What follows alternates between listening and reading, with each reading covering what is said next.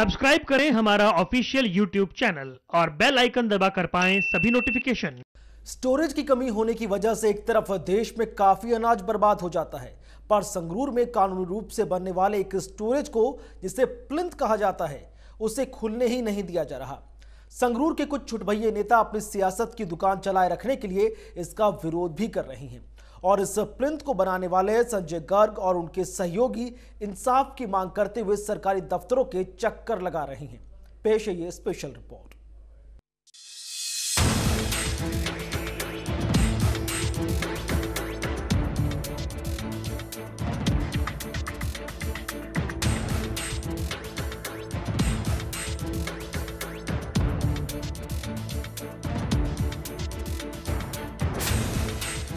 देश में हर साल लाखों टन अनाज बेहतर रखरखाव के प्रबंध न होने, स्टोरेज की कमी और सरकारी कर्मचारियों और अफसरों की लापरवाही की वजह से खराब हो जाता है।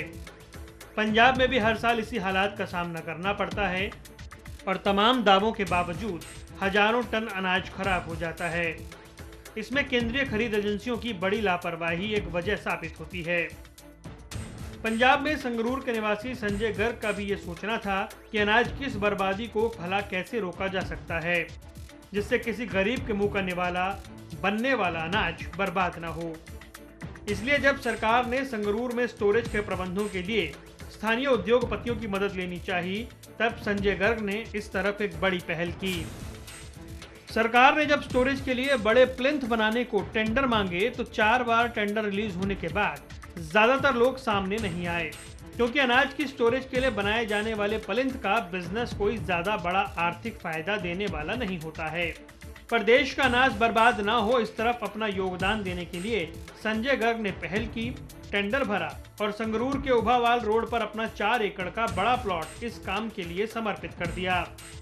यहाँ पर यह बात गौर करने लायक है कि टेंडर की प्रक्रिया मार्च में शुरू हुई और जब काम मिला तब तक देश में कोरोना का कहर शुरू हो चुका था।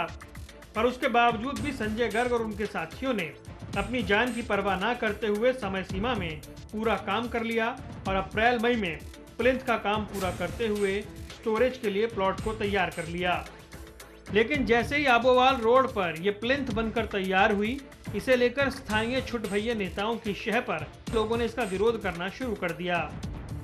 प्लिंथ की तरफ जाने वाले रास्ते पर धरना देना शुरू कर दिया और इस अनाज की लोडिंग की जगह को डंपिंग ग्राउंड बना दिया और अनलोडिंग के सारे रास्ते जाम कर दिए गए।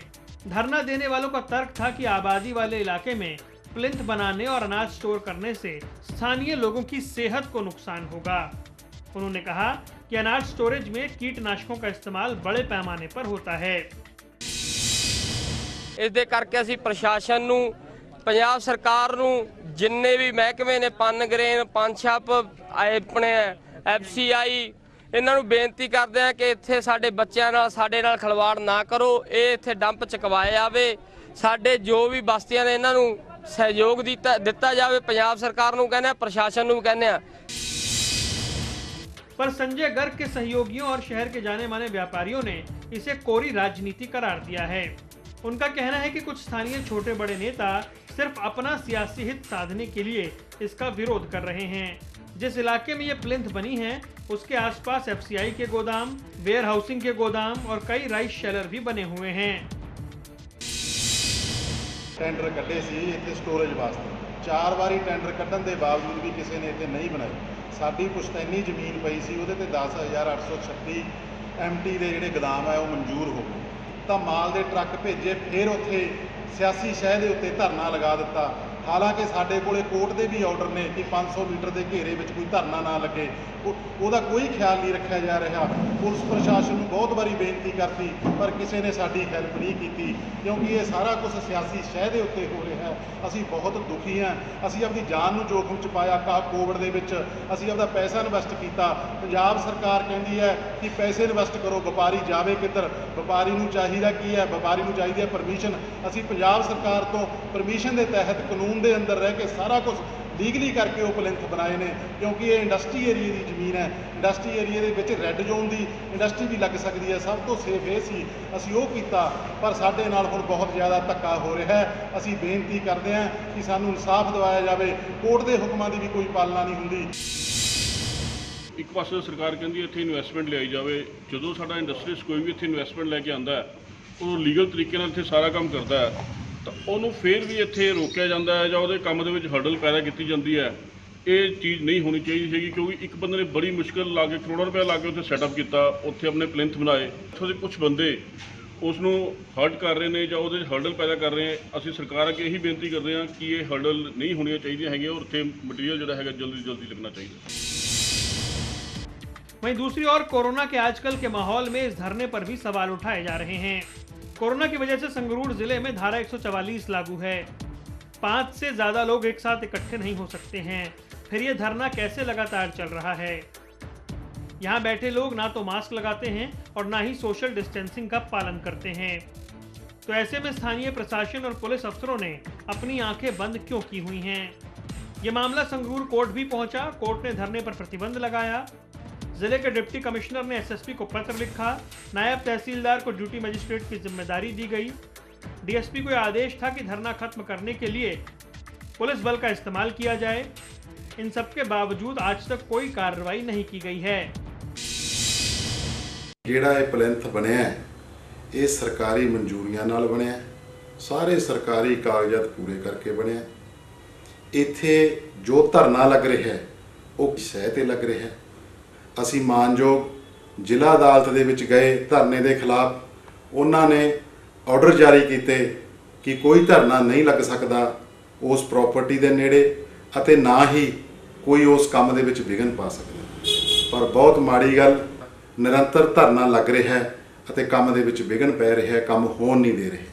ਅਸੀਂ ਮਾਨਯੋਗ ਹਾਈ ਕੋਰਟ ਦਾ ਦਰਵਾਜ਼ਾ ਵੀ ਖਟਖਟਾਇਆ, ਉਹਨਾਂ ਨੇ ਵੀ ਹੁਕਮ ਜਾਰੀ ਕੀਤੇ ਕਿ ਉੱਥੇ ਕੰਮ ਕਰਾ ਕੇ 10 ਤਰੀਕ ਤੱਕ ਉਸ ਦੀ ਰਿਪੋਰਟ ਕਰੋ।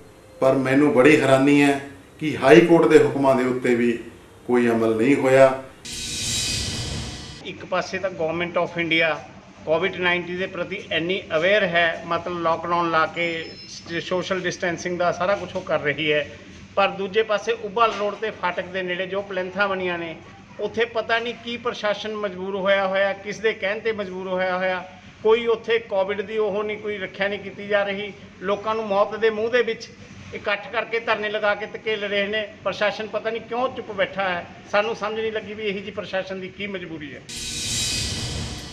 सरकारी एजेंसियां पहले भी जगह किराए पर लेकर अनाज की स्टोरेज करती आई हैं और आज तक इसमें कोई अड़चन नहीं आई है। पर संगरूर के चंद राजनेताओं की हल्की सियासत और संगरूर पुलिस का रवैया कई सवाल खड़े करता है। यहाँ कानून व्यवस्था की खुलेआम धज्जियां उड़ाई जा रही हैं। संजय गर्ग अपने लिए इंसाफ मांग रहे हैं और सरकारी दफ्तरों के चक्कर लगाने के लिए मजबूर हैं। एक वजह यह भी है कि पंजाब में नगर कौंसिल के चुनाव जल्द आने वाले हैं और ये सिर्फ वोट की लड़ाई बनकर रह गई है और चंद लोग अपने स्वार्थ के लिए ब्लैकमेलिंग पर उतर आए हैं। अब सवाल यह है कि सिर्फ चंद लोग अपनी सियासत चमकाने के लिए ये सब क्यों कर रहे हैं। क्या उन्हें इस देश में बर्बाद होता अनाज नहीं दिखाई देता? धरने की वजह से आज तक अनाज का स्टॉक यहाँ शिफ्ट नहीं किया जा सका है। दूसरा ये कि एक इंडस्ट्रियल जगह है और ये प्लिंथ पूरी तरह से वैध है, पर जब किसी उद्योगपति या इन्वेस्ट करने वाले को इस तरह प्रताड़ित होना पड़ेगा तो फिर भला कौन बिजनेसमैन निवेश करेगा। ऐसे में कैसे प्रदेश में उद्योग धंधे फलेंगे फूलेंगे और कैसे रोजगार के साधन बढ़ेंगे, ये सोचने की बात है। तरुण बंसल, MH1 प्राइम, संगरूर।